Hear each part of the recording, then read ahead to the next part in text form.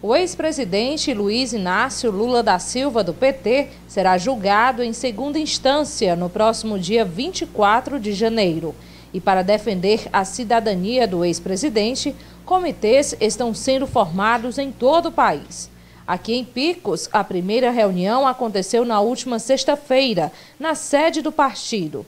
Os comitês estão defendendo que a análise do juiz Sérgio Moro teria falhado ao estabelecer a pena com base apenas na narrativa isolada do ex-presidente da construtora OAS, José Aldemário Pinheiro Filho, conhecido como Léo Pinheiro, sobre um fantasioso Caixa Geral de Propinas e a suposta aquisição e reforma do imóvel em Guarujá. O processo foi todo atropelado, em primeiro lugar. Atropelado tanto pela forma como é conduzido, em termos de tempo, de prazo, né? Nós temos um processo aí que está tramitando de uma rapidez incrível. Eu acho que o próprio TRF4, que julga os processos da Lava Jato, tem julgado em média o dobro do tempo, tem levado em média o dobro do tempo para julgar os processos, nas mesmas condições do processo do ex-presidente Lula.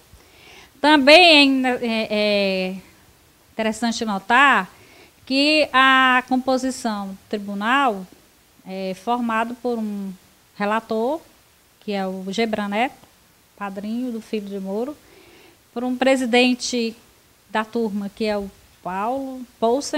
Leandro Poulsen, e pelo Luiz Valls, né, que são 3 membros na turma, a turma que julga processos penais, é uma turma que julga processos criminais. E a gente observa que a ligação pessoal, a intimidade dos jogadores com o juiz da primeira instância tem colocado dúvidas também sobre a lisura, sobre a imparcialidade da turma quando do julgamento do processo. A advogada também citou particularidades no processo, a forma de como algumas provas foram produzidas. Já na primeira instância, a parcialidade de Moro é patente, é visível, né? Todo mundo observa que ele vem tomando medidas que são de caráter persecutório, são de caráter seletivo. E também a turma a gente vê pela forma como tem se comportado na imprensa, tanto alguns dos julgadores quanto o próprio presidente do TRF4, que não julga esse processo, mas é o presidente do tribunal que é responsável por julgar algum pedido liminar em caráter urgente nesse processo. Em algum momento vai acontecer isso. Então, a gente observa também que o processo ele tem algumas particularidades. Por exemplo, comentava com você antes, sobre a forma como foi produzida a prova.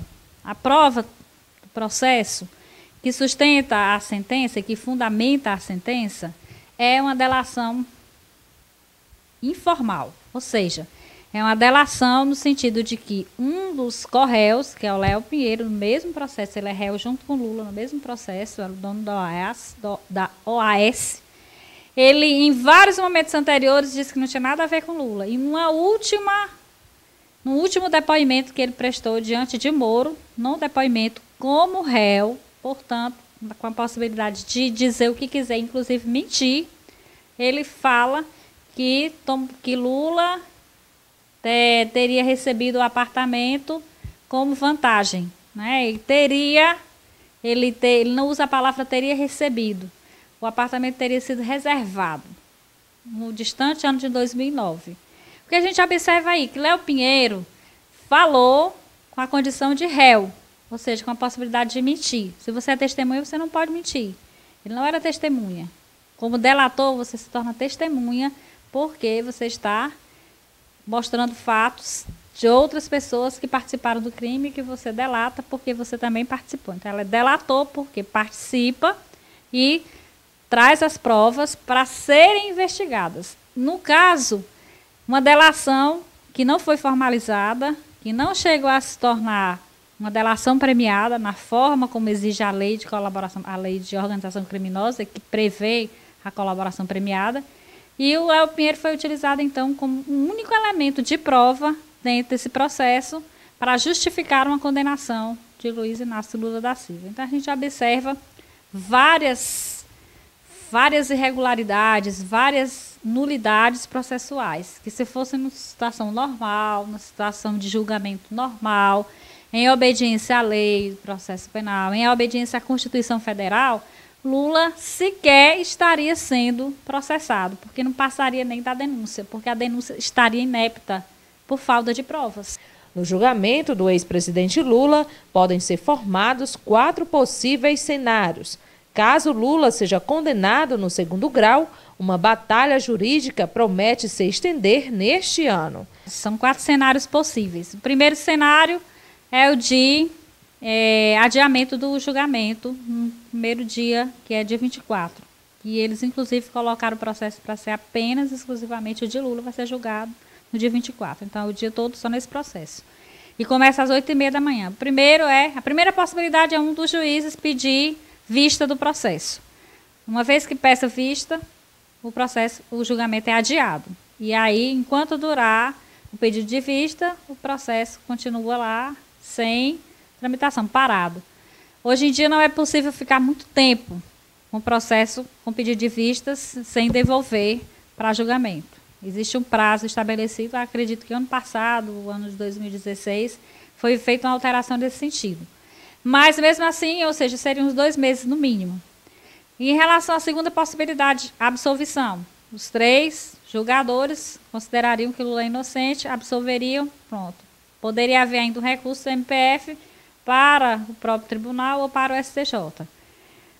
Terceira possibilidade, julgamento com condenação, só que a decisão não é unânime, ou seja, pelo menos um dos julgadores, dos 3, votaria pela absolvição e os outros 2 votariam pela condenação. Ou um placar de 2-1 seria, por exemplo, a situação possível.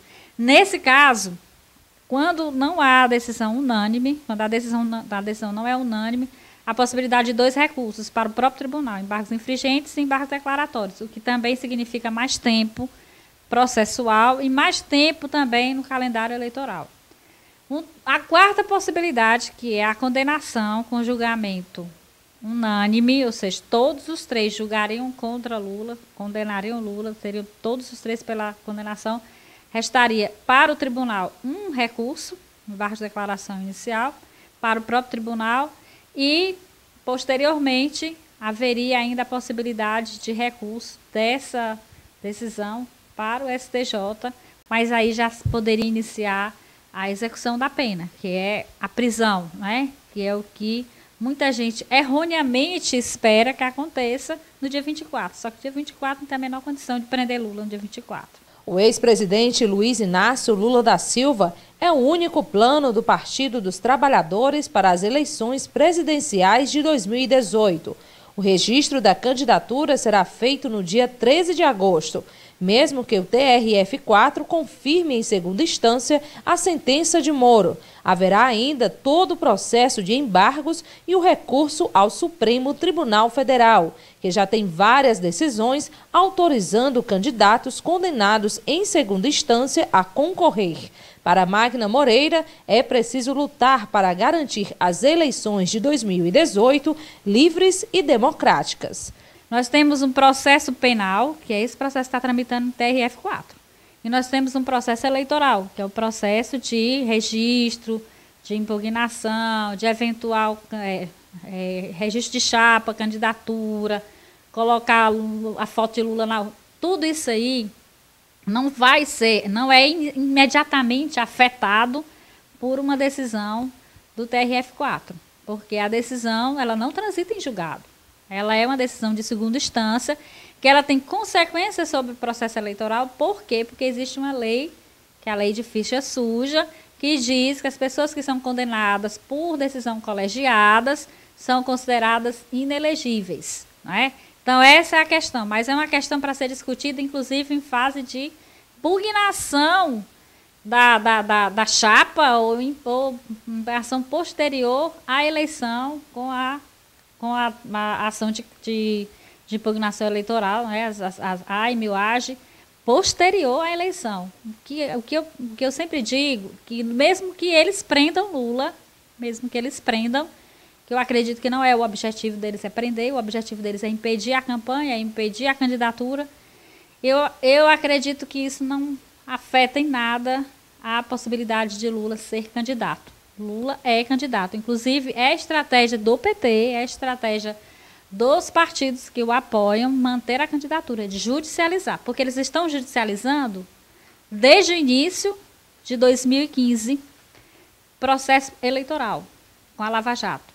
E Lula se defender, Lula se candidatar, Lula fazer campanha nessas condições, é uma resposta a essa judicialização, a essa perseguição implacável, injusta, imoral.